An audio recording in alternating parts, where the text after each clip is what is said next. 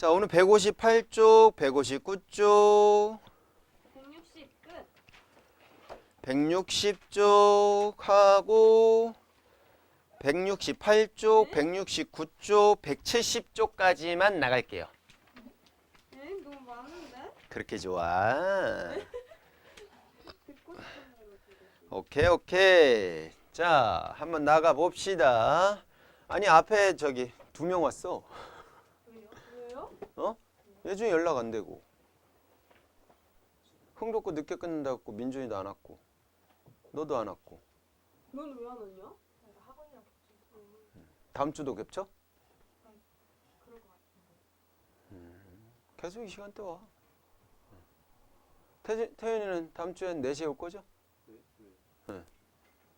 준영이 계속 이 시간대 올 거고?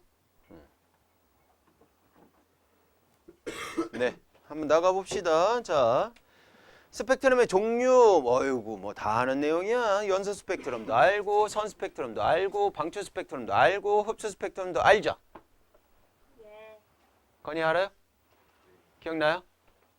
네. 자, 연소 스펙트럼, 백색 광이 프리즘을 통과했을 때 나타나는 스펙트럼을 우리는 그냥 연소 스펙트럼이다 라고 표현을 해주는 거고, 선 스펙트럼은 뭐냐? 그렇게 연속적으로 나타나지 않고 그 중간중간에 뭐가 있어? 검은색 선들이 있어. 그걸 우리는 흡수 스펙트럼이다 라고 얘기를 할 거고, 전체가 바탕이 검은색으로 되어 있는 상태에서 에너지가 뚝뚝뚝 이렇게 나와갖고 선으로 표현된 거죠. 우리는 방출 스펙트럼이다 라고 표현을 해준다 이거지. 그러면 조심해서 가. 감사합니다. 이제 와. 네, 오셔도 돼요. 빠이빠이. 그러면 이거를 이제 연결을 해보자 이거지. 연결을 해보자. 우리 지난 시간에 뭐 배웠어? 기억도 안 나겠지만 원자 모형 배웠잖아. 톰슨이 전자 발견했잖아. 그래서 그거에 해당되는 원자 모형이 나왔고, 두 번째는 러더포드가 원자 핵을 발견했죠.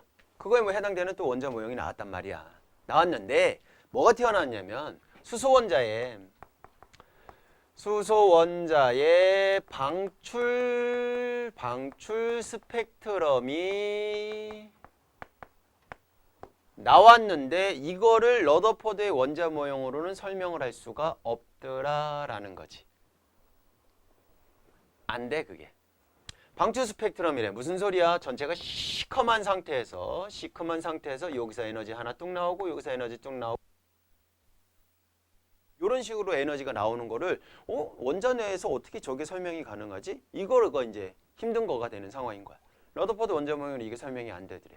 그걸 해결한 사람이 바로 누구냐?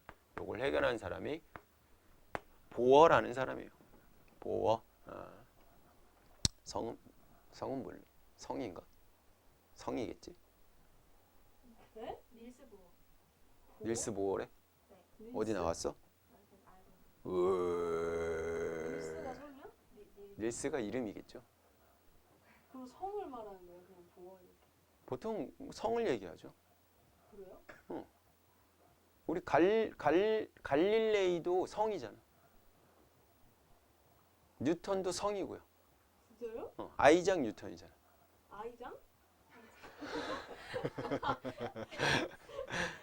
뭐 됐고 어쨌든 재밌었어. 고마워. 자, 어쨌든 보어가 이거를 설명하기 위해서 새로운 원자 모형을 만들게 되는데 그 원자 모형이 뭐냐면 원자 핵이 있어. 플러스 전하를 띠고 있는 원자 핵이 이렇게 있어. 오케이, 거기까지는 알겠어. 자, 거기까지는 알겠는데 모든 전자가 같은 공간을 돈다? 이건 설명이 안 되더라 이거지. 이건 안 돼. 근데 이제 어차피 수소 원자에 대해서 표현할 거니까 수소 원자는 원자 모형은 몇 번이에요? 1번이죠? 그럼 전자 몇 개밖에 없어? 한 개밖에 없는 상태이지. 그러면 그 하나의 전자가 얘가 돌아다니는 공간이 어쨌든 얘는 돌아야 되잖아. 돌아야지 핵의 인력에 이렇게 빨려 들어가지 않고 그 상태를 유지할 수가 있는 거잖아. 그러면 걔가 돌아다니는 공간 자체가 여러 개가 있다라고 설명을 해요. 여러 개가 있다. 화1에선 또 자세하게 또 배울 거예요. 여러 개가 있는데 걔가 돌아다니는 전자가 공간이 이렇게 하나도 있고 두 개도 있고 세 개도 있고 네 개도 있고 쭉쭉쭉쭉쭉쭉쭉 계속 있다라고 생각을 합니다. 생각을 하고 얘네들이 공간에서 돌아다닐 때는 전하를 띠고 있는 애가 돌아다녀도 에너지 소모가 없어요. 그런 특별한 공간이야 라고 설명을 해요. 실질적으로는 전하를 띠고 있는 애가 원운동을 하게 되면 에너지가 소모가 돼. 에너지가 소모가 되는데 점점 소모가 되는 상황이니까 에너지가 방출이 계속 되겠죠. 그럼 큰 거부터 작은 거까지 쭉 방출이 돼야 될 거라는 얘기인 거야. 이건 러더퍼드 원자 모형이야. 그런데 요런 형태로는 나올 수가 없는 거지. 그럼 연소 스펙트럼으로 나와야 된단 말이야. 근데 이렇게 선으로 나타났다라는 거니 그건 이제 일단 틀렸다라는 얘기가 되는 거니까. 그러면 전자가 돌아다니는 공간이 이렇게 따로 정해져 있어. 그 공간을 우린 뭐라고 표현할 거냐? 전자 껍질이다 라고 표현을 해줄 거예요. 뭐라고 표현할 거라고? 전자 껍질이다 라고 표현을 했고 이름도 지어넣어줬어요. 얘는 K 껍질이고 그 다음에 L 껍질이고 그 다음에 M 껍질이고 그 다음에 N 껍질이고 이런 식으로 쭉 알파벳 순서대로 갔다라고 생각하시면 돼요. K부터 시작해가지고 쭉 전자 껍질들이 쭉 있어 이렇게 표현을 하고 이제 여기서 어떤 생각을 했느냐 잘 봐. 여기 있던 전자가 여기서 돌아다니던 전자가 나 이쪽으로 가고 싶은데 이쪽으로 위로 이렇게 가고 싶은데 근데 핵은 플러스 전화 띄고 전자는 마이너스 전화 띄니까 지네끼리 인력이 작용하고 있잖아. 그 인력을 이겨야지 바깥으로 나갈 거 아니야. 맞지? 니네 이렇게 수업 듣고 있는 동안에 갑자기 여원이 나 집에 갈래? 하고서 나갈라 그러면 내가 그냥 냅두겠어? 맞겠지. 그지? 그러면 내가 잡아당기는 힘보다 여원이가 더 세다면 바깥에 문 열고 나갈 수가 있겠죠? 요런 상황이다라고 생각하면 돼. 그러니까 여기 있는 전자가 나 일로 이렇게 가고 싶어 라고 친다면 얘가 잡아당기고 있음에도 불구하고 이렇게 나가야 되는 상황이니까 외부에서 에너지를 흡수를 해야 그 에너지를 갖고 튀어나갈 수 있을 거다라는 설명을 해요. 오케이? 그러니까 외부에 있는 에너지를 뭐 하게 되는 거야? 흡수를 하게 되는 거지. 근데 얘가 가지고 있는 에너지하고 얘가 가지고 있는 에너지를 비교를 했을 때 아무래도 핵에 가까우니까 여기가 안정한 상태가 되겠죠. 그럼 여기로 가려면 핵에서부터 멀어져야 되는 거니까 에너지가 더 필요하겠죠. 약간 계단 같은 개념이다라고 생각하시면 돼요. 더 높은 계단을 올라가면 포텐셜 에너지가 증가하는 것 같지. 그런 개념이다라고 생각해주면 되는 거야. 이해 가셨어? 그래서 얘네들이 가지고 있는 에너지의 차이만큼 흡수를 하면 되겠구나라는 생각을 한 거지. 그럼 보어는 그러면 얘네들 껍질마다 가지고 있는 에너지가 있겠구나라고 생각을 하고 그 에너지의 값을 에너지 준위라고 이름을 지어줄 거야. 새로운 명칭 계속 나오니까 계속 익숙하게 만드세요. 자, 껍질당 가지고 있는 에너지의 값들을 에너지 준위라고 표현을 해줄 거야. 됐죠? 그리고 껍질마다 구분을 해줘야 되니까 여기에다가 넘버링을 붙여줬는데 그 넘버링에 해당되는 거를 주, 양, 자, 수라고 표현을 해줬어. 주양자수는 스몰 n으로 표현을 하게 되고요. 그 주양자수 값을 넣어준 에너지 준위에 해당되는 값을 n번째에 해당되는 주양자수의 그 에너지 준위에 해당되는 값은 n의 제곱의 반비례 관계에 있고 마이너스 값을 가지게 되면서 13.6 일렉트론 볼트에 해당되는 단위를 가지게 되는 식이 있어요 라고 식까지도 만들어내요. 보어가요. 근데 이 숫자는 알 필요가 없어요. 그냥 상수니까 그 상수가 K다 라고 생각해줘도 되는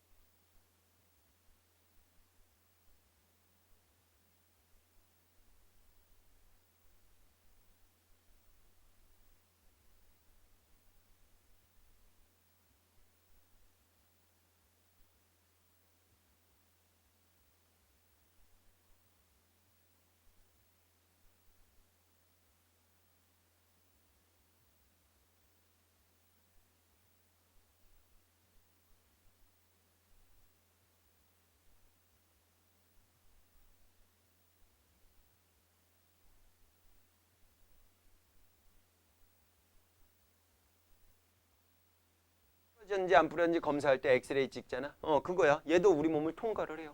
근데 뼈는 통과를 못해. 그러니까 뼈 부분만 어떻게 되는 거야? 하얗게 나오는 거지. 그럼 뼈를 관찰할 수가 있겠지. 얘가 부러졌는지 안 부러졌는지, 어디가 어떻게 잘못됐는지 이런 것도 확인할 수 있겠지. 칼이 어디에 박혔는지 이런 거 확인할 수 있겠지. 그지? 자, 그 다음에가 누구냐? 자외선이에요. 자외선. 자외선. 자외선이 센 애에 속해요. 그러니까 우리 자외선에 쏘이면 뭐해? 살 타잖아. 그런 거다라고 생각하시면 돼요. 그 다음이 누구냐? 가시광선이에요. 가시광선. 뭐 이런 거 나오는 것도 다 가시광선이다라고 생각해 주면 되겠죠. 햇빛, 가시광선이다라고 생각하면 되겠지. 그 다음이 누구냐? 적외선이에요. 적외선. 적외선. 그 다음에 뭐 라디오파, 뭐 마이크로파, 뭐 많아. 많은데 그냥 요까지만 이렇게 적었을 때 우리는 전체적으로 다 필요 없고 요거 세 개만 기억해 두시면 돼요. 이쪽으로 갈수록 에너지가 증가해요. 이쪽으로 갈수록 에너지가 감소해요. 작아져요. 됐어요? 그 중에서 얘네들 안 보고 자외선, 가시광선, 적외선만 볼 거다라는 거야. 그러면 자외선 영역에서, 가시광선 영역에서, 적외선 영역에서 나오는 이러한 전이들, 전자가 이동하는 전이들의 값에 대해서 좀 분류를 하자라는 거지. 오케이? 외울 때는 앞글자 그냥 따서 외우면 돼. 작아져. 그럼 이쪽으로 갈수록 에너지가 작아지는구나. 그걸 써준 거구나. 이렇게 고맙게 이렇게 작아져 해주면 돼. 작아지네. 작아져. 됐어? 그러니까 이쪽으로 갈수록 에너지가 크니까 진동수도 커지겠죠. 하지만 파장은 반대죠. 작아지겠지. 파장은 짧아지. 이쪽으로 갈수록 진동수도 커지겠죠. 하지만 파장은 뭐 할까? 길어지지. 이해가셨어? 오케이. 그래서 자외선 영역, 가시광선 영역, 적외선 영역에 대해서 분류를 이쪽에다가 한번 해줄 테니까 잘 보세요. 제일 높이, 제일 아래에 있는 것들 이렇게 표시를 한번 해볼게. 자, 제일 높이는 주양자수가 무한대 값에 있는 거야 라고 생각해 주시면 돼요. 제일 아래는 주양자수가 1에 해당되는 값이야 라고 생각해 주면 되겠지. 됐죠? 자, 주양자수가 무한대일 때 값은 이 무한대니까 얼마가 될까? 0이 된다라고 얘기했어. 그치? 그 다음에 여기서는 이 1이 되니까 저기 이 식에다가 집어넣고 계산하면 되겠죠. 13.6으로 계산 안 하고 그냥 k 값으로 계산을 하게 되면 얘는 얼마가 될 거냐? 1의 제곱분의 마이너스 k잖아. 그러니까 얘는 그냥 마이너스 k가 될 거야. 맞아? 그래서 에너지가 제일 높은 것과 에너지가 제일 낮은 거의 그 전체 차이에 해당되는 에너지가 얼마야? 마이너스 k 값에 해당돼. k 값에 해당돼. 이렇게 연결해 주면 되는 거야. 더 정확하게 지금 13.6 일렉트론 볼트가 되는 거고, 화학에서는 단위가 달라요. 킬로줄 퍼 몰 이런 식으로 표현을 해주거든요. 몰당 킬로줄에 해당되는 값으로 표현해줘갖고 1312 값이 나와요. 숫자가. 그래서 숫자가 다른 거는 단위가 달라서 상수값이 달라졌구나 이렇게만 연결해 주시면 되는 거고, 나중에 니네 어차피 2학기 때 화학 선택하는 애들 있을 거 아니야. 그때 똑같은 내용 배울 거다라고 생각해 주시면 돼. 됐죠? 자, 그러면 이렇게 돼 있는 상태에서 두 번째 거 갈게요. 여기 에너지를 이제 저기다가 표시를 해볼게요. 이 에너지가 얼마야? 여기다 2 집어넣으면 되잖아. 그럼 뭐 분해? 4분의 마이너스 k가 되겠지. 그러면 전체 k를 4등분해서 하나에 해당되는 값이 되겠죠? 맞아? 그러면 어디 갈 거냐면 요 위에 이렇게 갈 거예요. 여기가 전체의 4분의 3이 되고 여기가 4분의 1이 된다라고 생각해 주면 되는 거지. 여기가 주양자수 2에 해당되는 에너지 2에 해당되는 값으로 4분의 마이너스 k 값이요. 이렇게 된다라고 생각하면 돼. 그럼 3도 해봐. 9분의 마이너스 k지? 그럼 전체를 몇 등분해? 9등분한 상태에서 더 위로 이렇게 올라가겠죠. 여기가 주양자수 3이야. 주양자수 4는 16분의 마이너스 k지? 그럼 얘를 전체를 16등분 한 상태에서 하나에 해당되는 값이잖아. 그럼 더 위로 올라가겠죠. 이렇게. 요게. 그럼 5는 25. 와우. 뭔가 일정한 간격을 잇는 게 아니라 점점 간격이 어떻게 되는 상황으로 나오고 있어? 좁아지는 상황으로 나오고 있는 거다 이거지. 각 껍질에 해당되는 에너지 값을 지금 이렇게 표시해 준 게 아니라 이거를 좀 에너지 값을 이렇게 좀 넣어준 상태로 한번 표시를 해봤다 이거야. 해봤는데 자, 첫 번째로 갈 거 노란색으로 표시해 볼게. 주양자수가 1에서 2나 또는 3이나 쭉쭉쭉쭉쭉 그 위로 전이 되는 애들하고 주양자수가 2나 3이나 4 땡땡땡에서 어디로 전이 될 때? 1로 전이 될 때. 1에서 전이가 올라갈 때, 1로 떨어질 때. 얘는 올라가는 거니까 흡수 스펙트럼이 나올 거고요. 얘는 내려오는 거니까 방출 스펙트럼이 나오겠죠. 얘네들을 비교해 보면 그림을 해봐. 여기서 여기까지 올라가거나 여기 올라가거나 여기 더 아예 바깥쪽으로 이렇게 나가거나 또는 이렇게 내려오거나 아예 바깥쪽에서 아예 이렇게 내려오거나 이런 애들은 무조건 1과 2 사이에 해당되는 에너지를 포함하고 있죠. 맞죠? 근데 그 에너지 정도가 딱 어느 정도 에너지냐면 자외선을 조금 넘어가요. 얘네들 영역이 있을 거 아니야. 에너지의 값에 해당되는 영역이 있을 거 아니야. 요 차이가 딱 요 언저리에 있어. 요 언저리에 있어. 그렇다는 얘기는 1에서 2로 가든 1에서 3로 가든 1에서 4로 가든 1에서 무한대로 가든 2에서 1으로 가든 3에서 1에서 3로 가든 무조건 자외선 영역에서만 나타난다고. 이렇게 정리가 되더라 이거야. 얘네들은 자외선 영역에서만 나타나는 애들이구나. 이렇게 정리를 하자 이거지. 분류를 해놓으면 좋잖아. 한눈에 딱 보기 좋고. 오케이? 그거를 찾은 사람이 라이먼이라는 사람이라고 해서 라이먼 계열이다 라고 표현을 해줘요. 되셨어? 됐지? 무조건 자외선 영역에서 나오는 애들은 1에서 올라갔거나 1로 떨어지는 애들이야 라고 생각해 주면 되는 거야. 그러면 쭉 해갖고 방출 스펙트럼이 나왔다라고 쳤을 때 무슨 스펙트럼? 방출 스펙트럼이 나왔다라고 쳤을 때 전체가 시커먼 상태에서 에너지가 쭉 나와야 되는 거잖아. 그럼 그 중에서 에너지가 이렇게 하나 있고 이렇게 하나 있고 이렇게 하나 있고 이렇게 하나 있고 이렇게 총 4개가 나왔다라고 치자고. 몇 개가 나왔다고? 4개가 나왔잖아. 4개 나왔는데 이쪽 간격이 어때? 넓고 이쪽 간격이 점점 어떻게 되고 있어? 좁아지고 있지? 무조건 기억하세요. 간격이 좁아지는 쪽이 에너지가 큰 곳이야 라고 생각하면 돼. 오케이? 그럼 간격이 넓어지는 쪽이 에너지가 어떤 곳이야? 작은 쪽이야 라고 생각해 주면 된다고. 그럼 진동수는 이쪽이 크고 이쪽이 작은 거야. 파종은 이쪽이 짧고 이쪽이 긴 거다라고 생각해 주면 돼. 됐어? 방출 스펙트럼이래. 그럼 1로 내려온 애들이잖아. 그럼 니네가 딱 정확하게 누구다라고 표시해 줄 수 있다고. 요 친구는 어디에서 어디로 전이 되네야 라는 걸 니네가 알 수 있게 된다고. 자외선 영역 중에서 에너지가 제일 작은 거, 내려오는 것 중에서 에너지가 제일 작은 거잖아. 누구겠어, 여원아? 1로 떨어져야 되는데 그 중에서 에너지가 제일 작은 거. 2에서 1로 떨어진 애가 되겠지. 그러니까 이런 스펙트럼 그림 나왔을 때 무조건 이 친구는 주양자수 2에서 1로 떨어진 애의 에너지 값이야 라고 생각해주면 되는 거야.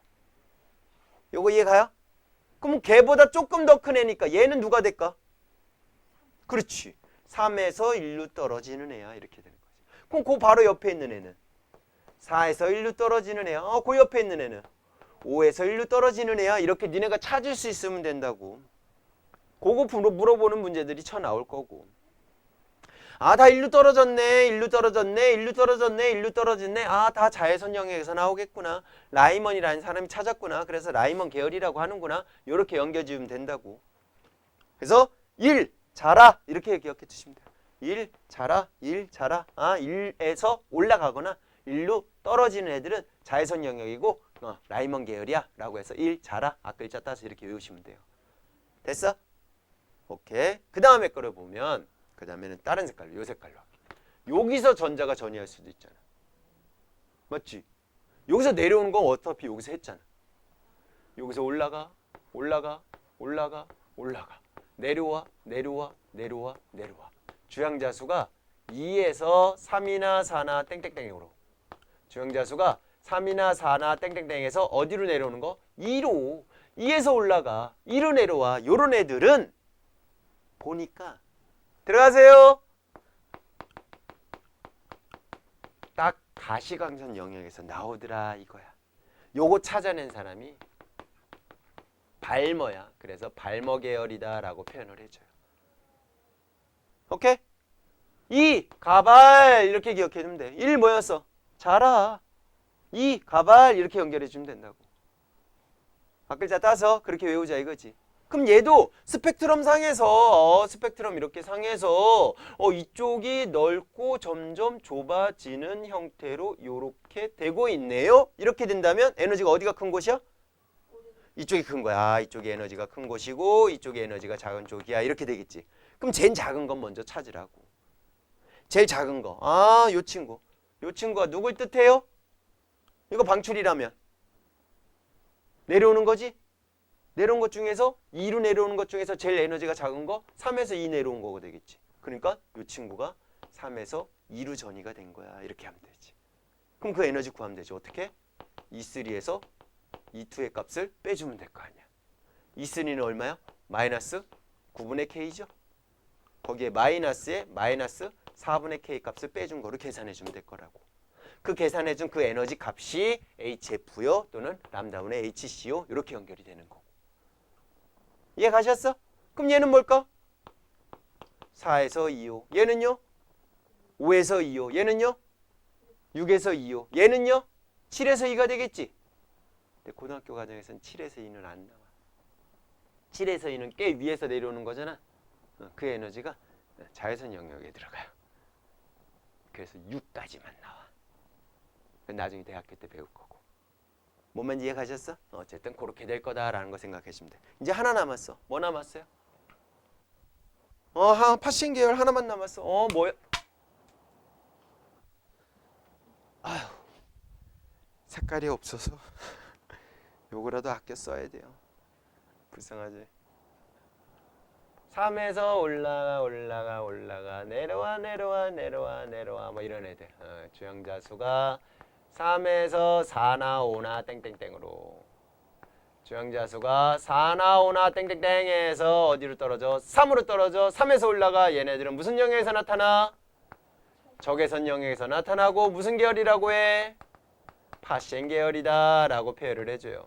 그래서 3적파 이렇게 외우시면 돼요. 됐나요?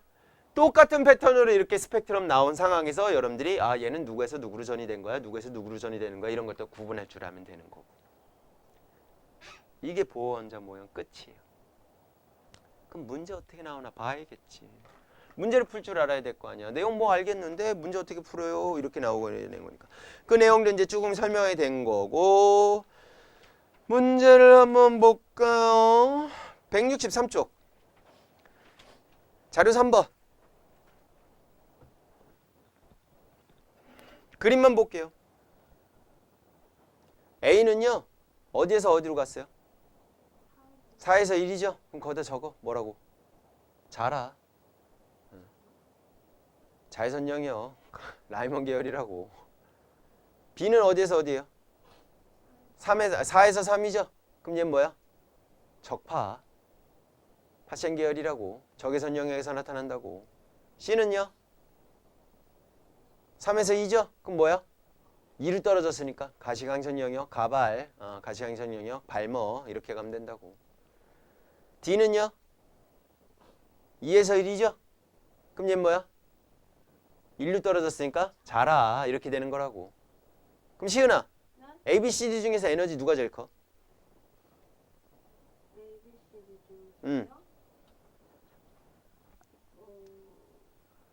일단 비교할 때는요. 1로 떨어진 애가 제일 커요. 그러니까 A하고 D를 먼저 비교하는 거야. 근데 D보다 A가 더 위에서 떨어졌잖아. A가 에너지가 제일 커요. 그 다음 누구? D가 되는 거고. 그 다음에 2로 떨어진 애를 찾는 거야. 누구예요? C. 그 다음에 3으로 떨어진 애. 누구예요? D. 그러면 에너지가 A, D, C, B 순서대로 배열이 되겠죠. 그럼 진동수도 똑같고요. 누구만 달라요? 에너지하고 반비례 있는 거. 파장만 다른 값이 나오겠지. 그러니까 파장이 제일 긴 걸 찾으세요 라고 하면 다영아 뭐 찾아야 돼? B를 찾으면 되는 거야. 무슨 말인지 이해 가셨어? 그런 식으로 문제 나온다고. 이거 자체를 볼 줄 알아야 되는 거지. 걔네들이 어느 영역에서 나와요? 이런 것도 볼 줄 알아야 되는 거고. 무슨 말인지 이해 갔어? 오케이. 옆에 자료 4번도 한번 볼게요. 자, 밑에 그 그림 보시면 밑에 파장값이 곱하기 12 마이너스 6제곱이에요 라고 나와 있고 0부터 0.2, 0.4, 0.6, 0.8 이런 식으로 쭉 나와 있죠. 왼쪽이 파장이 짧죠. 오른쪽이 파장이 길죠. 그럼 왼쪽의 에너지가 큰 거고 오른쪽으로 갈수록 에너지가 작아지는 거구나 라고 생각해도 되지만 걔네들의 라인의 간격을 보아도 된다 그랬지. 간격이 왼쪽으로 갈수록 어때 되고 있어요? 좁아지고 있죠? 그러니까 왼쪽의 에너지가 큰 거야. 오른쪽의 에너지가 작은 거고. 오케이? 이해 갔죠?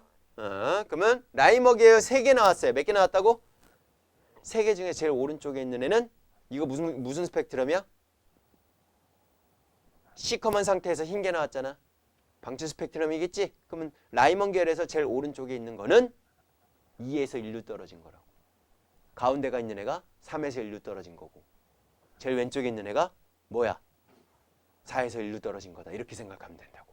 발머 계열도 쭉 여러 개의 선들 나와 있죠? 그 중에서 0.6, 6 위에 있는 라인이 있죠? 그 친구가 제일 에너지가 작은 거지. 그럼 누구야?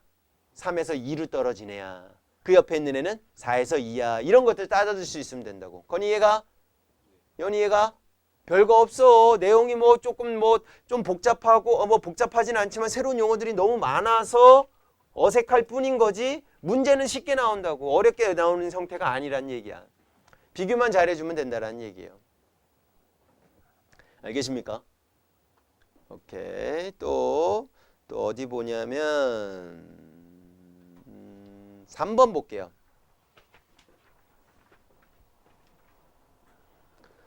보여요?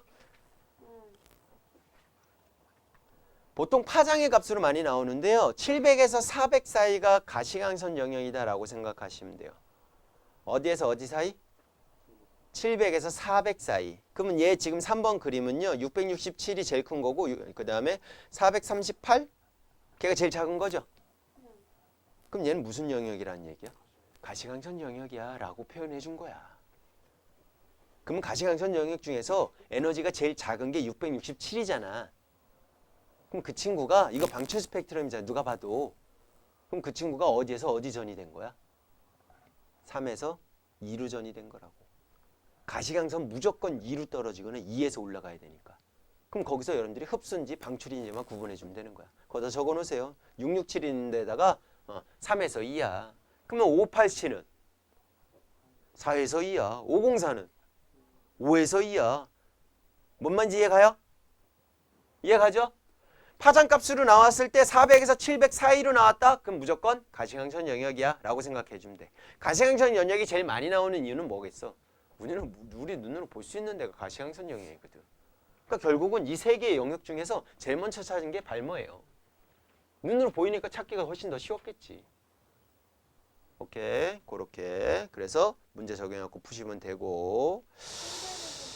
400이요? 응.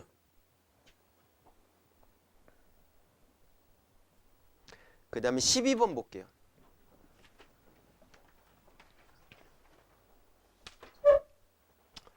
보의 수소원자 모형에서 에너지 준위를 양자수 n에 따라 나타낸 값으로 나오는데 라이먼 계열에서 어디에서?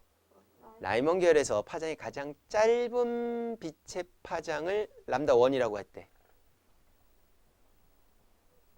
파장이 짧대. 그럼 에너지가 어떻다는 얘기야? 제일 크다라는 얘기죠. 그럼 거기다 뭐라 적어? 전자 어디에서 어디로 전이 된 거야? 라이먼 계열이니까 1로 내려오는 거겠죠? 또는 1에서 올라가야겠죠? 그러면 내려오는 걸로 가자. 그럼 그 중에서 파장이 제일 짧으니까 에너지가 제일 커야 되잖아. 그럼 뭐야? 무한대에서 1로 떨어지는 거야. 적어놔 빨리. 오, 일찍 왔네?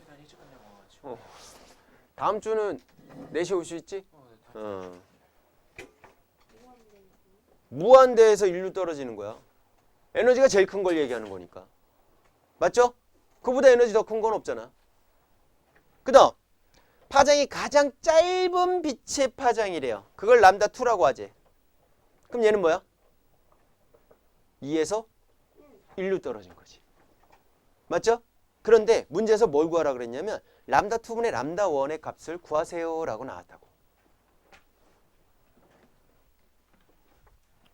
자, 얘네들 영역인데요. 그 중에서 에너지가 제일 큰 거. 문제는 파장이 제일 짧은 거요. 그 말이 에너지가 제일 큰 거요. 이 말하고 똑같은 거야. 그러니까 얘는 이 무한대에서 이 원을 빼준 값이 해당되는 에너지가 그거다라고 생각해 주면 되는 거야. 근데 무한대는 0이라 그랬잖아. 0 마이너스 얼마? 마이너스 K요. 이렇게 되겠죠. 큰 거에 작은 거 뺐는데 얘 자체가 마이너스 값을 가지고 있으니까. 그쵸? 그러면 얼마가 나와? K 값이 될 거야. 에너지는요. 그러니까 13.6 일렉트론 볼트가 될 거다라고 생각해 주면 되는 거지.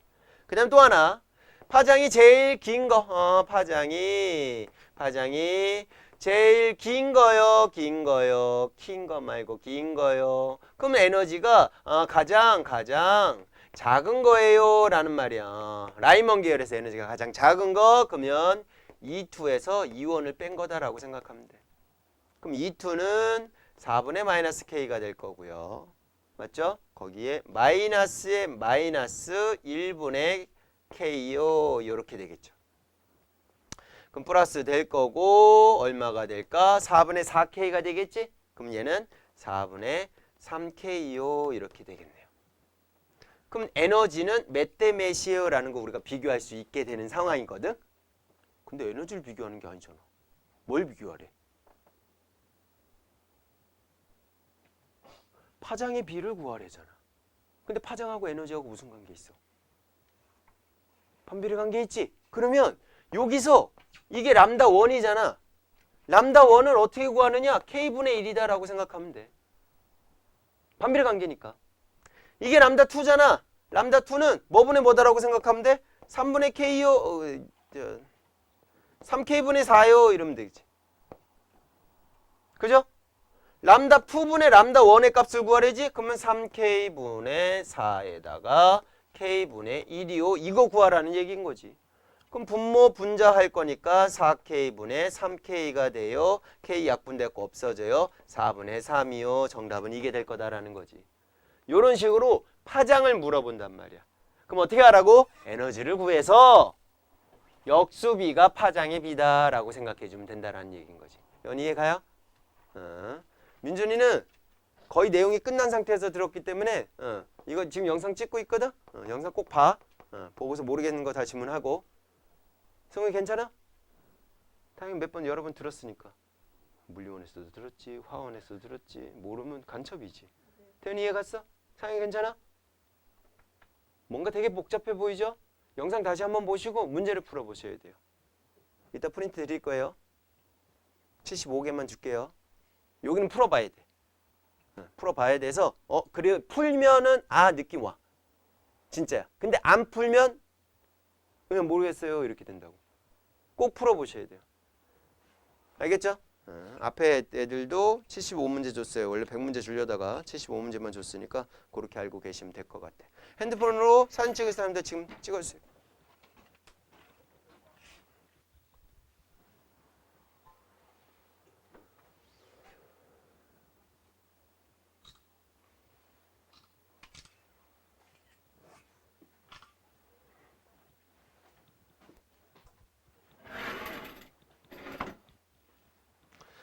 자, 그러면 168조 이제 하나 끝났으니까 요것만 더 하면 집에 갈 수 있어요.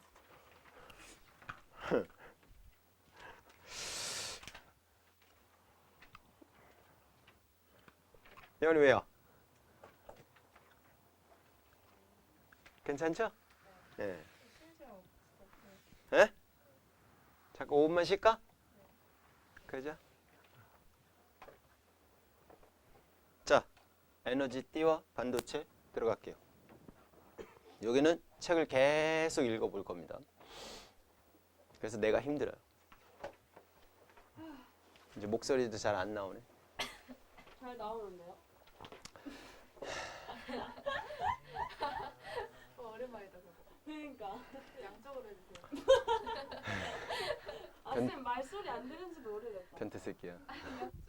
웃긴데? 자, 보어의 원자 모형을 배운 이유, 톰슨의 원자 모형, 러더퍼드의 원자 모형을 배운 이유가 여기 파트 때문이다 라고 생각해 주시면 돼요. 최종적으로는 우리가 반도체를 배우기 위해서 이 내용을 배웠다라고 생각해 주시면 됩니다. 자, 기체 원자의 에너지 준위하고 고체 원자의 에너지 준위의 이제 차이점을 볼 건데, 기체 원자의 에너지 준위는 우리가 지금 배운 것처럼 원자들이 서로 멀리 떨어져 있어서 한 원자가 다른 원자에 영향을 주지 않아요. 그래서 같은 종류의 기체 원자 사이에서는 에너지가 모두 같게 동일하게 표현이 되는데, 원자가 고체가 돼버리면, 고체 상태가 돼버리면 입자 사이 거리가 가까워진다고. 이렇게 가까워져 이렇게 표시해 주자고. 너무 많이 그리면 귀찮아. 자, 4개만 그리자고. 4개만 그렸을 때 얘가 원자 핵이다 라고 치자고. 플러스 전화를 띄고 있는 원자 핵이다 라고 쳤을 때 이 친구도 K껍질, L껍질, N껍질, L껍질, K, L, M, N, K, L, M, N, K, L, M, N 이런 식으로 서로 전자 껍질들 사이가 이렇게 뭐가 될 거다? 겹쳐지게 될 거다라는 말인 거야. 됐어? 겹쳐지게 되면서 어떤 상황이 생기느냐? 전자가 있는 공간들 자체가 이렇게 띠의 형태로, 여기도 이렇게 띠의 형태로 표현이 되더라라는 거지. 그럼 여기서도 똑같을 거야. 보호 원자 모형처럼. 여기 있는 전자가 이쪽으로 가려면 에너지를 뭐하고? 흡수를 하면 될 거고, 위에서 아래로 내려올 때는 에너지를 뭐 할까? 방출하게 될 거야. 이렇게 연결해 주면 되는 거지. 이해 가셨어? 차이점은 혼자 있느냐 여럿이 있느냐 요 차이라고 생각해 주시면 되고, 혼자 있을 때는 뭐 언제든 측정해든 같은 종류의 원자라고 친다면 에너지 준위가 다 동일하게 나올 텐데, 여럿이 있을 때는 틈틈이 지네끼리 이렇게 약간의 미세하게 반발력이 생기기 때문에 에너지 준위가 미세하게 갈라지는 현상들이 생겨요. 그거 차이점만 기억해 두시면 될 것 같아. 고체 원자 모형 볼게요. 에너지 준위의 변화. 파울리 베타 원리에 따라서 하나의 양자 상태에 전자 2개가 동시에 있을 수 없으므로 원자들이 가까이 있으면 에너지 준위가 미세하게 갈라집니다 라고 나와요. 물리학만 배운 친구들은 이 말이 도대체 무슨 말인지 몰라요. 근데 우리 다행히처럼 화원을 예습한 친구들은 알아들을 수 있어요. 네. 화원 예습한 사람 선해. 우리 다행히밖에 없네. 자, 설명할 테니까 그렇게 크게 중요한 건 아닌데 말은 좀 이해를 해야 될 거 아니야. 니네가 나중에 책 복습하는데 무슨 말인지 하나도 모르겠는데. 자, 일단 파울리 베타 원리라는 말이 있는데, 자, 아까 좀 전에 보호 원자 모형 할 때 수소 원자만 완벽하게 설명을 했어요. 근데 헬륨부터는 설명을 못 해요. 전자가 2개 이상이 돼버리면 설명이 안 되는 거야. 그래서 화원에서는 그거 다음으로 배우는 게 오비탈의 전자 배치라는 걸 배워요. 그래서 주양자수, 그 다음에 방위양자수, 그 다음에 자기양자수, 그 다음에 스핀 양자수라는 걸 배워요. 그러니까 보호 원자 모형은 얘만 있었잖아. 얘만 있는데 헬륨 이상부터는 전자가 2개 이상이 돼버리다 보니까 2개 이상이 됐다 보니까 걔네들이 돌아다니는 공간 자체를 좀 더 세분화했다라고 생각해 주시면 돼. 약간 요 개념은 어떤 개념이라고 생각하냐면 전자가 어디에 있어? 이거를 표시해 주는 거다라고 생각하시면 돼. 약간 전자의 뭐 주소 같은 개념이다라고 생각해 주시면 돼요. 그 중에서 이 주양자수가 제일 큰 범위에 해당되는 주소야. 우리 주소 표현할 때 뭐 먼저 써요? 그쵸. 청주시 쓰잖아. 그 다음에 뭐? 흥덕구 쓰지. 그 다음 무슨? 동. 옛날 주소. 옛날 주소. 동주소. 동. 그 다음에 몇 번지 뭐 이런 식으로 표현하지. 무슨 아파트 몇 동 몇 호 이런 식으로 표현해 줄 거 아니야. 몰라? 그런 거다라고 생각해 주면 되는 거야. 그런 건데 전자가 무슨 전하를 띄니? 마이너스 띄지. 마이너스 띄는데 여기 이론대로라면 전자가 돌아다니는 그 공간에는 2개씩밖에 못 들어가라는 개념이 들어가요.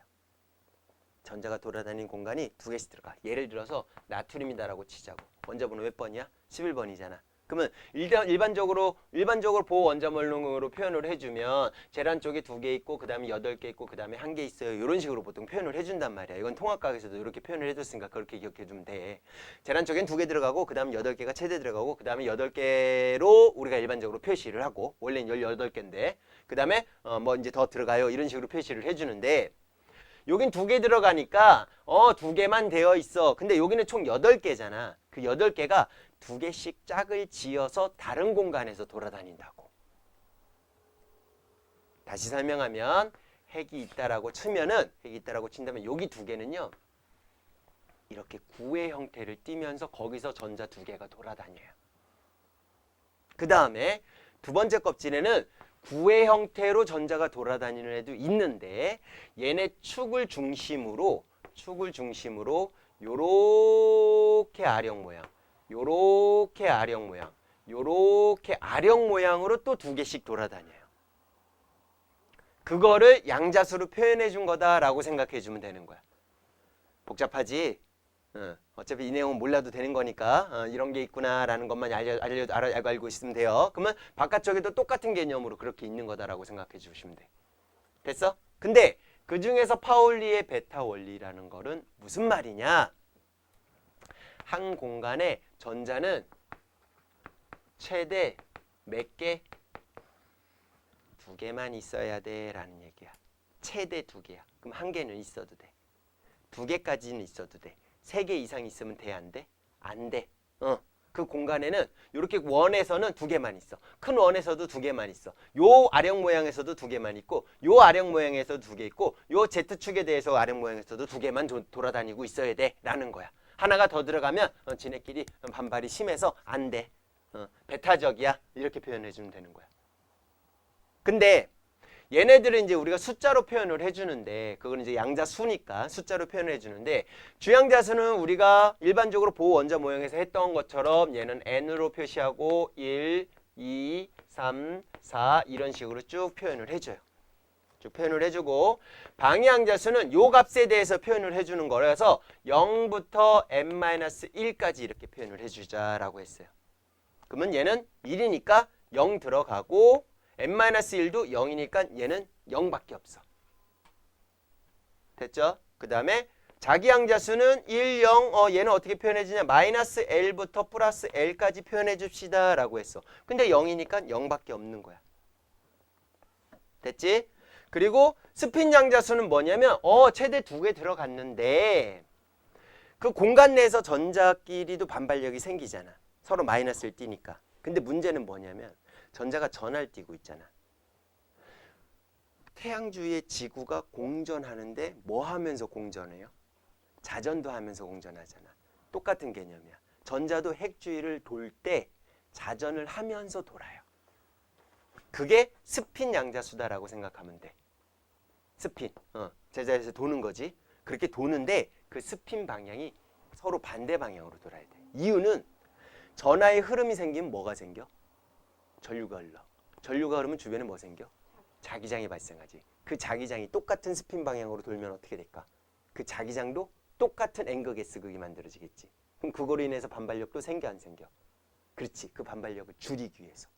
하나는 스핀 방향이 반대로 도는 거야. 그래서 굴 중에 하나는 플러스 2분의 1이라고 하고 나머지 하나는 마이너스 2분의 1이다. 이렇게 숫자로 표현을 해주는 거야.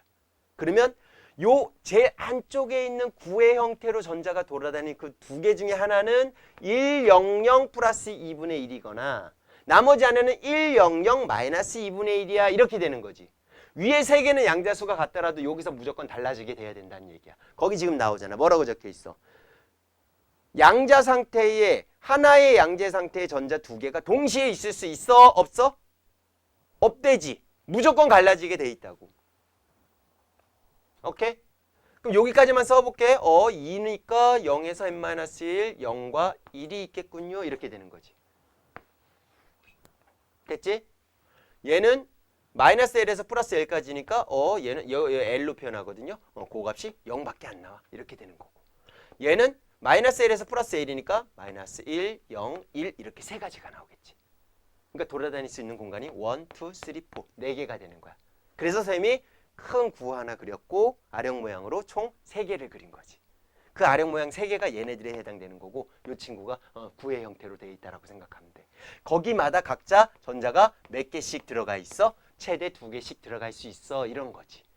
2개씩 들어가더라도 얘네는 같더라도 하나 플러스 2분의 1 마이너스 2분의 1이니까 양자수가 무조건 달라져야 된다고. 얘도 마찬가지야. 얘도 마찬가지고 얘도 마찬가지고. 무슨 말인지 이해 갔어? 그러니까 전자들의 그 양자수에 해당되는 값들이 절대로 같은 애가 있으면 안 돼. 일단 그거 자체가 파울리 베타 원리야. 그리고 최대 몇 개만 들어가? 2개만 들어가. 이게 파울리의 베타 원리라고. 오케이? 여기까지 됐죠? 됐죠? 근데 수소 원자는 전자가 몇 개밖에 없어? 하나밖에 없지. 그러니까 상관이 없었는데 2개 이상부터는 어떻게 될까? 양자수가 조금씩 나눠져야 되겠지? 그러니까 원래 하나만 라인이 있었던 그 공간에서 돌아다녔던 애들이 2개가 돌아다니니까 얘가 미세하게 이렇게 갈라지는 거야. 지네끼리 반발력이 안 생겨야 되니까. 미세하게 조금씩 더 생긴다라고 생각해 주면 되는 거지. 그 내용을 설명해 주는 거예요. 원자 사이에 파울리 베타 원리에 따라서 하나의 양자 상태의 전자 2개가 동시에 있을 수 없으므로 원자들이 가까이 있게 되면 에너지 준위가 미세하게 갈라져요. 그러니까 하나의 띠, 여기서 하나의 이렇게 띠를 형성하고 있어. 이게 K 껍질에 해당되는 띠야. L 껍질에 해당되는 띠야. M 껍질에 해당되는 띠야. N 껍질에 해당되는 띠야 라고 하더라도 여기서부터 여기까지 쭉에 해당되는 비교를 했을 때 에너지 준위가 다 같아요? 아니란 얘기라. 미세하게 갈라진다고. 그 그림처럼 라인들이 쫙 거져 있잖아. 이 말이에요. 그래서 보호 연자 모형으로 지금 이것까지 연결이 되는 거야. 자, 우리는 이제 뭘 볼 거야? 기체 상태를 볼 게 아니라 고체 상태를 볼 거기 때문에 이렇게 간다라고 생각해 주시면 돼요. 그래서 에너지 띠, 원자가 매우 많을 때 갈라진 수많은 에너지 준위들이 촘촘하게 모여서 거의 연속적인 띠 형태의 에너지 준위 값을 나타내는 걸 우리는 에너지 띠라고 하자 이거지. 됐니? 됐죠? 그래서 밑에 보시면 에너지 띠의 구조 보면 동그라미 1번에 허용된 띠라고 나와 있어요. 전자가 들어갈 수 있는 띠를 우리는 허용된 띠라고 표현을 해줄 거야. 거기서 띠 2개를 좀 나눠서 볼 건데 하나는 원자가 띠, 하나는 전도 띠라고 나와 있는데 지금 이렇게 띠가 4개 있다라고 치자고. 원래는 더 위에도 있어야겠죠? 나트륨이라고 치자고. 나트륨 원자번호 몇 번이야? 11번이야. 그럼 안쪽에 2개, 8개, 1개 이렇게 들어갈 거 아니야? 그럼 이게 K 껍질, L 껍질, N 껍질이니까 여기 요렇게 3개의 N은 전자가 채워져 있어 라고 생각해 주면 되는 거지. 그 중에서 가장 바깥쪽에 있는 요 띠를 뭐라고 하자고? No. 첫 번째 점. 허용된 띠? 밑에 있는 거. 원자가 그치, 이걸 원자가 띠라고 하자 이거지. 그 원자가 띠 바로 위에 있는 걸 우린 뭐라고 하죠? 그 밑에 있는 점. 전도 이걸 전도띠라고 하자 이거지. 되셨어? 됐어? 읽어볼게요. 원자가 띠. 전자가 채워진 에너지 띠 중 맨 위의 띠로 완전히 채워진 원자가 띠 내의 전자는 움직인대, 못 움직인대? 못 움직인대. 자, 이렇게 못 움직인대. 전자가 옮겨갈 빈자리가 없기 때문이래. 됐죠? 전도띠는요. 원자가 띠 바로 위에 있는 에너지 띠로 전도띠 내의 전자는 뭐 할 수 있대? 자유롭게 움직일 수 있대. 요거 차이예요.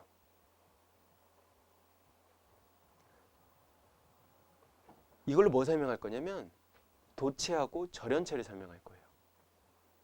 도체는요. 전류가 흘러요, 안 흘러요? 잘 흐르죠. 근데 절연체는 전류가 흘러요, 안 흘러요? 안 흘러요. 지우개 전류 흘러요, 안 흘러요? 안 흘러요. 근데 금속은 전류 흘러요, 안 흘러요? 잘 흐르죠. 그런 금속들 같은 애들 우리는 도체다라고 얘기를 해. 근데 지우개 같은 애들 우리는 뭐라 그래? 절연체다라고 얘기를 해준단 말이야. 됐어?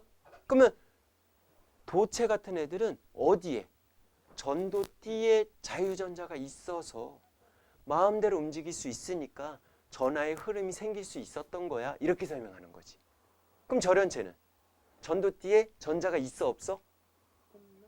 없으니까. 자유롭게 이동하는 애가 있어 없어? 없어. 다 묶여 있어. 움직일 수가 없어. 그러니까 전류가 안 흐르는 거야. 전하의 흐름이 생겨야 되는데. 무슨 말인지 이해 갔어? 그러면 도체는 전도띠로 왜 전자가 갈 수 있었고 절연체는 왜 전도띠로 전자가 못 갈까? 이거 괜히 이거면 여기가 전도띠인데 이쪽에 전자가 있냐 없냐의 차이라고 생각하면 되잖아. 거기에 있으면 자유전자가 있는 거고 여기에 없으면 자유전자가 없는 거잖아. 그거를 어떻게 설명하느냐? 오른쪽에 그래프 한번 표 보세요. 고체의 분리의 전기 전도성 해갖고 세 가지 나와 있죠. 첫 번째 뭐 나왔어? 도체. 그 다음에 절연체. 그 다음에 반도체. 도체 한번 볼게요. 전류가 잘 흐르는 물질이. 왜 그럴까? 에너지 D를 봐봐. 원자가 D가 일부만 차 있거나 원자가 D와 전도 D가 서로 겹쳐져 있어서 D 간격이 없대. 뭔 소리야? 요 간격을 우린 D 간격이라고 하거든. 그러면 여기 있는 전자가 일로 가려면 그 차이에 해당되는 에너지만큼 뭐 해야지? 흡수해야지 올라갈 거 아니야. 맞아 안 맞아? 이게 보여 원자 모형이잖아. 그러면서 흡수 스펙트럼이 나올 거 아니야. 거기 있던 전자가 다시 내려오면 방출 스펙트럼이 나올 거고. 그럼 그 차이에 해당되는 만큼 에너지를 흡수하고 방출할 거 아니야. 근데 도체는 요 D 간격이 없대. 그러니까 진짜 약간의 에너지만 줘도 원자가 D에서 전도 D로 전자가 쉽게 올라갈 수 있다고. 그러니까 자유전자가 많은 거야. 자유전자가 많으니까 어떻게 됐어? 극 연결하면 플러스 극 마이너스 극 연결하면 전자 이동이 쉽게 이루어지겠지. 그럼 전하의 흐름이 생기겠지. 그러니까 뭐가 흐르는 거야? 전류가 흐른다고. 이렇게 디테일하게 설명하는 거야. 중학교 때까지만 해도 그냥 도체는 자유전자가 많아요. 그래서 전류가 잘 흘러요. 이렇게만 설명했다고. 전원체는 자유전자가 거의 없어요. 그래서 전류가 안 흘러요. 이렇게 설명한 거고. 초등학교 때는 도체는 그냥 전류가 잘 흐르는 물질이야. 절연체는 전류가 잘 흐르지 않는 물질이야. 이렇게만 설명했고. 초등학교 때는 절연체라고 안 했지. 부도체라고 했지. 도체가 아니다라고 해서. 이해 가셨어? 그거를 이렇게 원자 쪽으로 들어가서 세밀하게 우리가 본다라고 생각하면 되는 거예요. 이해가요? 뭔 말인지 알겠죠? 오케이요. 그럼 절연체는 보세요. D 간격이 매우 넓어서 전자가 전도띠로 올라갈 수가 없대. 에너지를 어마어마하게 받아야지 전도띠로 넘어가는 거야. 근데 그 전에 없어져. 그러니까 전류가 거의 안 흐른다라고 봐야 되는 거지. 뭔 말인지 이해가죠? D 간격으로 설명하는 거야. D 간격으로. 그러니까 보호 원자 모형이 필요했던 거지. 근데 보호 원자 모형 먼저 설명을 하면 안 되겠지. 그러니까 톰슨의 원자 모형, 러더포드의 원자 모형 같이 먼저 설명하게 된 거야. 이해 가셨어? 영원히? 오케이. 그럼 반도체는 뭐야? 우리가 배울 게 이건데. 말 그대로. 어떨 때는 전류를 흐르게 할 수도 있고 어떨 때는 전류를 안 흐르게 할 수 있는 거. 그러니까 절연체보다는 D 간격이 어때? 좁아. 도체보다는 어때? 넓어.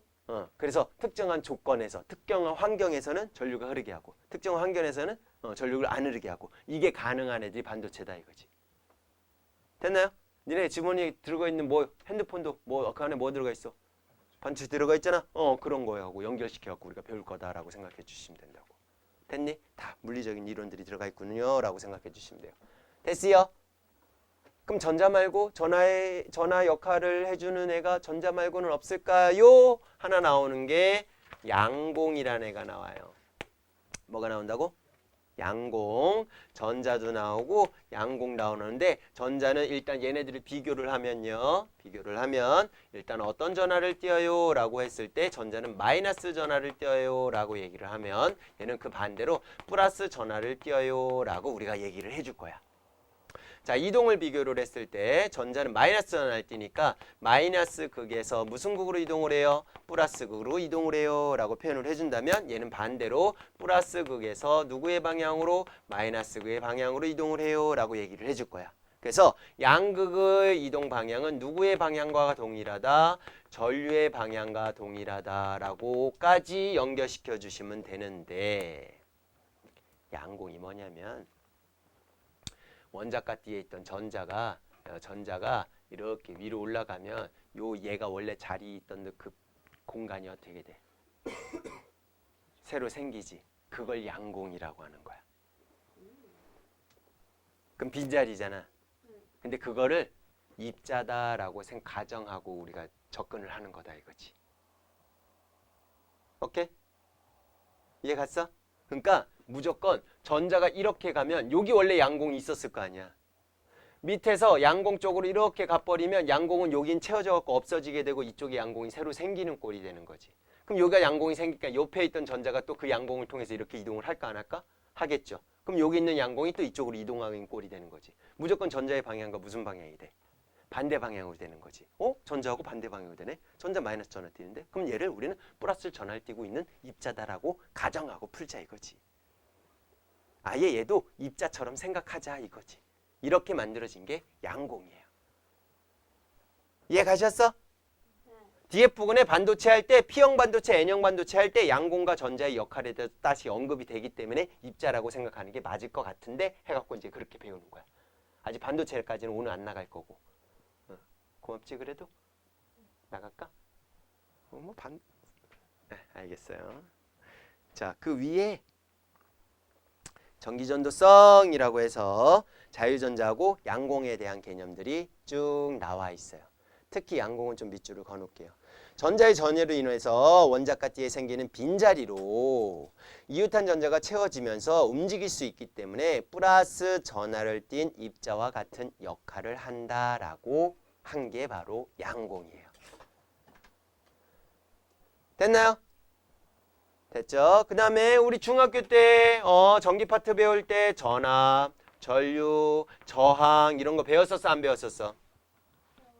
배웠어. 그 중에서 이 저항에 영향을 주는 요인을 세 가지를 배웠는데 요거는 통합과학의 마지막 파트 송전할 때 그때도 언급을 했던 거야. 왜 표정들이 자, 도선의 길이가 저항에 영향을 줘요. 도선의 단면적도 저항에 영향을 줘요. 그리고 도선의 종류도 저항에 영향을 줘요. 길이를 세면 L이다라고 표현할 거고 단면적 A다라고 표현할 거고 도선의 종류를 로우라고 표현하고 스몰 p가 약간 이렇게 굽어져 있는 형태라고 생각하시면 라틴어로 쓰인 거예요. 어쨌든 그냥 로우다입니다. 안 읽어도 돼. 그냥 이렇게만 쓴다라는 것만 연결해 주시면 돼. 요거는 도선의 종류에 해당되는 로우 값을 우리는 다른 말로 뭐라고 할 거냐? 비저항이다라고 표현을 해줄 거야. 그래서 저항값을 어떻게 표현하느냐? 비저항값에 대해서 얘하고는 반비례 관계 있고 얘하고는 비례 관계 있고 비저항이 비례 관계 있어요. 이렇게 표현을 해줬어요. 길이가 길어지면 전자가 이동을 하면서 원자 핵들하고 부딪히면서 저항이 생기는 거거든. 이런 공간 내에 자유전자가 이동을 해야 되는데 거기에 원자 핵들이 플러스를 띠고 있는 원자 핵들이 정확하게는 원자 핵보다는 금속 양이온이다라고 보는 게 맞아요. 그러니까 여기에 있던 전자가 위로 이렇게 올라가면서 자유전자가 됐잖아. 그러면 나머지 얘네들이 부분이 존재를 하고 있을 거 아니야. 그럼 전자를 하나 잃어버린 상태니까 얘는 전체적으로 플러스 중성을 띠는 게 아니라 플러스 전하를 띠겠지. 전자 하나를 잃어버렸으니까 또는 두 개를 잃어버렸으니까. 그런 애들이 이렇게 존재한다라고 생각하면 되는데 얘가 가면서 얘네들하고 부딪힌다고. 그 부딪히는 정도를 저항값이다라고 표현을 해주는 거야. 이해 가셨어? 됐지? 그러면 길이가 늘어나면 부딪힌 만큼 더 부딪힐 테니까 저항값이 커지겠지. 그러니까 저항, 길이하고 비례 관계 있는 거야. 됐지? 단면적하고 무슨 관계 있어? 이 상태에서 이렇게 넓혀봐. 그럼 얘네 사이의 공간도 같이 넓어지겠지. 그러니까 덜 부딪히겠네. 그러니까 저항하고 반비례 관계야. 이렇게 표현이 되는 거고. 요 비저항에 해당되는 값은 얘네들이 배열이 금속의 종류에 따라 다 달라져 라는 거야. 그래서 많이 빼곡하게 되어 있는 거라 값을 큰 값으로 이렇게 표현해주는 비저항 값으로 표현을 해준 거야. 그래서 비저항이 제일 작은 금속이 은이야. 은. 도선 안에다 은으로 쭉 채워져 있으면 저항값이 굉장히 작아서 발열도 거의 안 생기고 전력 소모도 거의 없게 되는 거지. 근데 단가가 어때? 비싸. 비싸니까 은 말고 구리나 알루미늄 같은 거 우리가 사용하게 되는 거야. 비저항이 좀 크더라도 단가가 너무 비싸니까 못 쓰는 거지. 그런 거. 비저항 값이다라고 생각해 주면 돼. 됐죠? 근데 우리가 볼 거는 전기 전도도를 볼 거야. 금속의 종류에 따라서 전기가 잘 통해, 잘 안 통해 이거 볼 거야. 그러면 길이하고 단면적은 어차피 똑같은 상태에서 보면 될 거잖아. 그럼 전기전도도를 우리는 시그마라고 표현을 해주는데 이 전기전도도는 비저항하고 반비례 관계 있어요 라고 생각해 주면 되지. 그래서 얘는요 비저항분의 1에 해당되는 값으로 표현이 돼요. 이렇게 되는 거야. 그러면 요 식을 비저항에 대해서 표현을 해줘봐. 뭐가 돼? L분의 R A가 되겠죠? 근데 그거를 역수치했네? 그럼 뭐가 되겠어? R A분의 L이요 이렇게 되겠지. 그냥 그 식 나온 거야. 책에 마지막 장에. 전기전도도라고 해서 170쪽에 보시게 되면 전기전도도는 비저항의 역수값과 같아요 라고 나와 있는 거 보이죠? 고식이 이렇게 나왔군요 라고 연결해 주시면 된다고. 됐니? 자, 도체와 반도체의 온도와 전기전도도 비교되어 있는 그래프 좀 볼게요. 도체는요, 온도가 높아지니까 비저항이 점점 커졌어요. 비저항이 커졌다는 얘기, 저항값이 커졌다는 얘기죠. 저항이 왜 커졌을까? 온도가 높아졌잖아. 이자 운동이 어떻게 돼? 활발해지지? 미친 듯이 돌아다니지? 미친 듯이 돌아다니니까 얌전하게 가는 애하고 미친 듯이 돌아다니는 애하고 얘네들 부딪히는 횟수가 어떻게 될까? 더 많아지겠지? 그래서 오히려 비저항이 커지는 거야. 도체는요. 근데 반도체는 어때요? 띠간격이 있죠. 그래서 자유전자로 되는 애들이 거의 있었어? 없었어? 없었지. 근데 온도를 높여주니까 얘한테 에너지를 준 거지. 그럼 원자가 띠에 있는 전자가 에너지를 흡수하면서 어디로 올라갈 수 있어? 전도띠로 올라갈 수 있는 발판이 생기는 거지. 에너지를 흡수해서 위로 이렇게 올라갈 수 있는 상황이 생긴다고. 온도가 높아지면. 그럼 자유전자가 많아질 거 아니야. 자유전자가 많아지니까 비저항값은 어떻게 될까? 상대적으로 줄어들겠죠. 이동할 수 있는 애들이 생겨버린 거니까.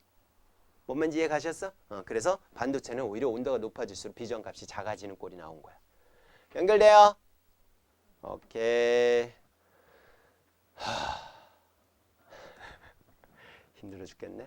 여러 가지 물질의 전기전도도 쭉 나와 있는데 구리철금 같은 경우는 전기전도 꽤 커요. 10의 8제곱 정도 되고 저만형 규소 같은 경우는 10의 0제곱 또는 10의 마이너스 1제곱. 저만륨이 1이네요. 1.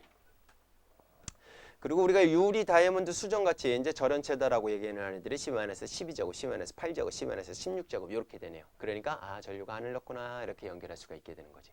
조금 더 세밀하게 들어간다라고 생각해 주시면 될 것 같아요. 이해 가셨어? 그래서 최종적으로 톰슨의 원자 모형부터 지금 보호의 원자 모형 그거를 더 활용해서 에너지 T까지 연결을 해주고 도체, 절연체, 반도체를 이렇게 비교하는 거구나 라고 생각해 주시면 돼요. 그러면 이 내용을 통괄해서 다음 시간에 반도체하고 다이오드를 배울 거예요. 얘 배우려고 지금까지 이게 기본 내용 했다라고 생각해 주시면 되는 거고. 알겠니? 그래서 다음 시간에 요 2페이지밖에 내용이 안 나있으니까 쌤 별로 안 되네요. 그럼 이제 뒤에 부분 더 나가면 되겠죠.